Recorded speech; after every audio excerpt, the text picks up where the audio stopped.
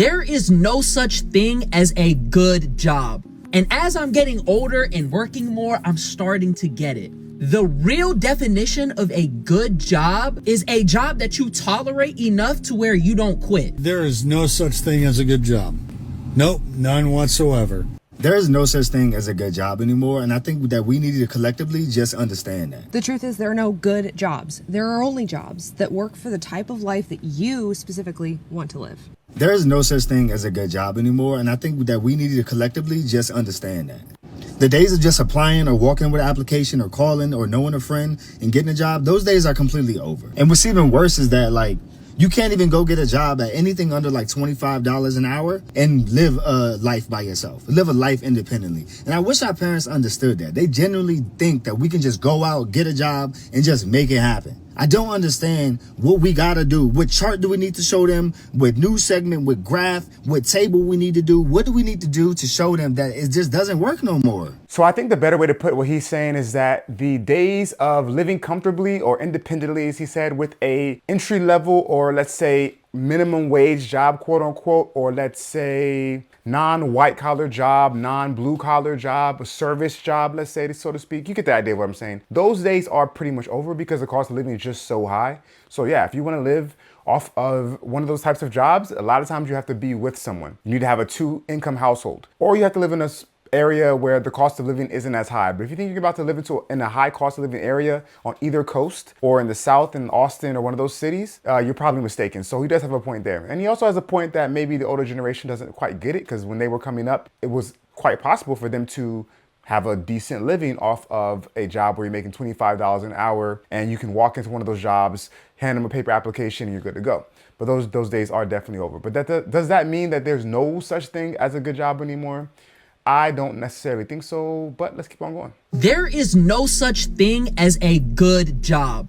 And as I'm getting older and working more, I'm starting to get it. The real definition of a good job is a job that you tolerate enough to where you don't quit. I've never seen anybody excited to work. 99% of jobs are gonna suck, and maybe 1% of them, like the dream jobs or whatever, people might actually be excited to work. Whenever you start a job, they always try to advertise it to you like it's the best company on earth. We got all these benefits. This is a team, blah, blah, blah. There's no such thing as a team at a job. You're new and they're trying to get you to buy in. And once you hit that 6 to 12 month period, that's when you really start to figure things out. You start to see the cracks in the system, and you start to see people for who they are at the job. They start micromanaging you. That's when you stop working as hard. And the longer that you work, the more complaints that you got. But if it's a good job and you tolerate it enough, then you're gonna stay there.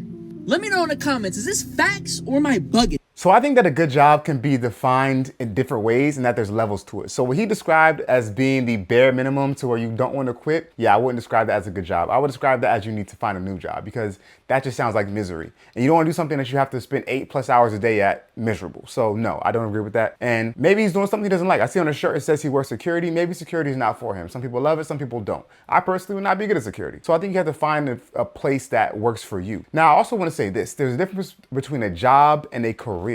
I think that, yeah, a lot of jobs aren't necessarily things that people want to do, and you definitely would not do if you didn't have to. So you can kind of understand what those kind of jobs are. More service-oriented jobs, more retail type jobs, maybe work at a hotel as like the front desk, or maybe even a server job. And there's nothing wrong with these jobs, but they are that, they're jobs. Then you have careers. Maybe you're a plumber or a master plumber or electrician, or you are a lawyer, or you're a doctor, something like that. That's more of a career. And then you have what he said is the 1% type jobs, where you might look at them and go, okay, they're living a dream job. They're an A-list actor, or a decent actor at that. Or maybe they play for a major sports team, stuff like that. Okay, cool. Those are like 1% passion job, or passion careers rather. So yeah, there's levels to it. And I think that most people by definition are going to fit into the job category, and that's just kind of how it is. But even some people enjoy their jobs. So I think it's a matter of trying to figure out what is the best fit for you. What's up, everybody? How you doing? Hey, there is no such thing as a good job. Nope, none whatsoever. No such thing as a good job. So go build a business. Don't just do sales. Sales is self-employment. You know what self-employment is? You own your job. Learn how to build a system, or get into a system that's already built. Let them teach you how to build a business. then go build it. Go make it happen and give full ownership. Full ownership's where it's at. See, school doesn't teach you these things. School will never teach you these things. Get self-educated. I'll see you at the top. The bottom is too crowded. Bada boom. So I hear this a lot from people, especially business owners, as you can imagine, who say, you know what, don't work a job, go build a business so we'd be happy. You don't have to work for the man and be miserable and be under someone else's thumb. And I would argue that a lot of people aren't built for business. I will say throughout history, it has been a lot of bartering. So people kind of, by definition, have their own businesses. They exchange maybe fruit for meat or something like that. And then maybe you evolved and we went to a monetary system and you had markets, and a lot of people went out to the market and they sold their produce that they got from their farm. Or there's a blacksmith that sold his services, and you get the idea. So yes, throughout history, it seems like most of the way economies worked, especially like economies that aren't super developed, was a bartering system, or everyone had their own small business. So I get it. But what he's saying is more of a modern take on it. Go build a modern type business. I don't think everyone's built to build a modern type business. And I also think that we forget about how blessed we are to even have the opportunity, especially in the US, to go and find employment kind of easily. Maybe now it's kind of difficult because jobs aren't hiring as much, especially white collar. But I think that it's a blessing that an everyday person can have a decent life, or even a really good life, because they're gonna go and they can apply somewhere and work for someone else and make a decent income and provide for themselves and their family. I think it's really good. I think that it comes down to, again, what you're doing and what's a good fit for you. So for example, and we're gonna get into it, the next video is gonna be people talking about what are some green flags for a job and what might make a job, quote unquote, a good job. But when it comes to this, I will say, I think that the average person is probably better off finding employment that works for them and doing that. And hey, if you have it in you to go and try to build a business, more power to you. I'm all for that. But just to tell everybody, hey, there's no such thing as a good job at all. Quit your job, go do your own thing. I don't think that's the best advice. The truth is, there are no good jobs. There are only jobs that work for the type of life that you specifically want to live. There are 4 key factors that influence whether or not a job is good for you. You will be unhappy if the top priority of these 4 factors is not fulfilled in your work. The order of these priorities is different for every single individual under the sun. Schedule. You will be unhappy if you're being forced to work when you do not want to work. Location. You will be unhappy if you are unable to live and or work where you want to live and or work. Income. You will be unhappy and stressed if you do not make enough money to do the things that you want to do in your life. Number 4 is work environment. You will be stressed and unhappy if you have to go into a work environment that makes you stressed and unhappy day in and day out. Okay, so she said schedule, location, income, and work environment. Those are the 4 key factors that she says determine whether or not you think your job is good. Let me know in the comment section what you think and whether or not you agree. So I'll take it one by one and hopefully I don't forget them. But the first one she said is schedule. So for me, that's huge. And a lot of these that she just named I could sum it up as autonomy. And for me personally, autonomy is huge. And actually, for a while now, I've been working fully remote. Before that, my job satisfaction was much lower. I work with the same colleagues, same employer, same boss, and they're all great. Actually, probably the best people I've ever worked with. And I still enjoyed my job when I was in office. But being home and working remotely, for me, makes me much happier. That checks off the location thing she said. That checks off the work schedule. I have the same work schedule, but I still have more time. Why? Because I'm not going back and forth on the highway commuting every day, or 5 days a week anyways. 2 hours. Coworkers have not changed. They've always been great. That's fine. Pay has increased over time. So that's obvious. And there's been studies, and I know it's changed now. Maybe 10, 20, 30 years ago, maybe they said that 75K, anything above that really didn't move the needle as far as happiness. I'm quite sure that's much different now with inflation. So maybe double that, maybe 150. If you make that, anything above it, it's kind of like, okay. So, I mean, I think she has a good point. So it's not necessarily the job itself, albeit I enjoy my job, and I've worked jobs in the past that I did not enjoy as much. And even if I worked remotely, I probably still wouldn't have enjoyed those jobs as much. So, you know, again, it comes down to the fit and what works for you. But I do think what she says, the 4 points she brought up are good points. Let me know what you think. Do you think that she's right? Think she's wrong? Would you add anything? Would you take anything away? What do you think about that?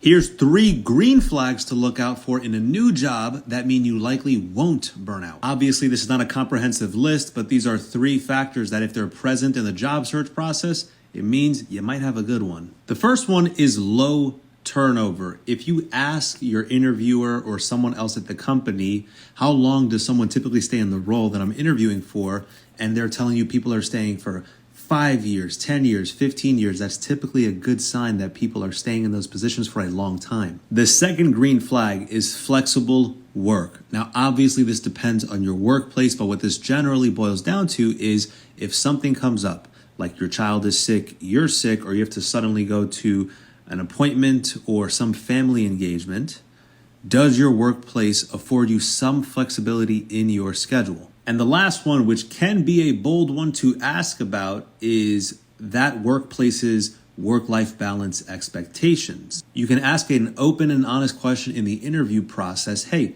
what are your workplace's expectations around work-life balance? And if they let you know that it's expected for you to take breaks during the day, have vacation time and use it, disconnect when you're away from work, then those are typically good signs as it pertains to the work-life balance that you'll be able to create for yourself. So low turnover, flexible work, and work-life balance. So again, it kind of all ties into autonomy and who you work with. And if you think about it, who you work with, I would argue is maybe 50, 60, possibly 70% of it anyways. That goes for whatever job you're doing, whatever industry you work in, whatever company you work for. If you work with insufferable people, you're not going to enjoy your job. You're going to hate it. If you work with people who you really like, you're going to enjoy your job a lot more and then not mind going into work or doing what you need to do. It makes the job much easier. So I would agree with that 100%. Who you work with is huge. It ties into the turnover, because if you have a lot of turnover, it means that you work for a monster of a company, and I don't mean that in a good way. Now, the flexibility and the work-life balance kind of go together, and again, that ties into autonomy for me. And it doesn't mean you have to work remotely. It doesn't mean that you have to have a 4-day work week. It doesn't mean, it could be a lot of different ways. A lot of people, I think, hate the idea of being drones or cubicle monkeys, so to speak, where you have to go sit in this poorly lit fluorescent light building, which is not all like that, but that's the kind of imagery you normally get or this normally shown. And you sit there for 8 hours a day in your cubicle doing things that's kind of mind-numbing, like maybe data entry. No offense if you're doing data entry, data entry is a big portion of a lot of jobs anyway, especially administrative, but if that's your only job, I'm saying. Anyway, the point is, I do agree with him. I think these are good green flags. I think that it depends on the industry you're in. Again, if you're a construction worker, it's gonna be a little bit different than this. And as a construction worker, you might have a little more work-life balance in a different way. Or if you're a police officer, or if you're a firefighter. Some firefighters, they work 1 week on, they're 1 week off. Or you're a nurse, you might work 4 days straight and have 3 days off.